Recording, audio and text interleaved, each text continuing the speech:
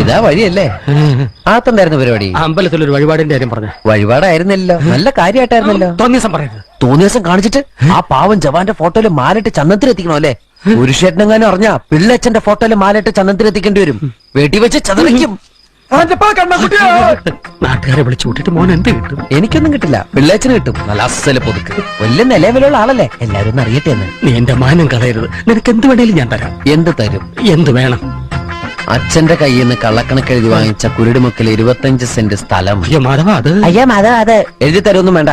അവിടെ ഇത്തവണ എനിക്ക് വിത്തറക്കണം. അതെന്റെ ഒരു മോഹം. ഞാൻ പടവല വിട്ടിരിക്കുക. ആയിക്കോട്ടെ, അത് വിറ്റ് കഴിഞ്ഞാൽ എനിക്ക് വിത്തറക്കാലോ. ഇറക്കാം. പുറപ്പാടാം. പോകാൻ വരട്ടെ. ഇതൊക്കെ മറക്കാതിരിക്കാൻ ഞാനൊന്നും കൂടെ തന്നാലോ? വേണ്ട, ആരും കാണൂല. വേണ്ടെന്നേ. എന്നാ ചാടിക്കോ മോനെ. ഇന്ന് നീ അവിടെ കക്കാൻ കയറരുത്. ഇന്ന് അവിടുന്ന് എന്തെങ്കിലും പോയാൽ നാളെ അത് എന്റെ തലയിലാവും. ഓ, എന്നാ മറ്റന്നാളാവാം. അതിന്റെ പിറ്റേന്ന് എന്റെ തലയിലാവും. സ്ഥിരാണല്ലേ? ചാടിക്ക.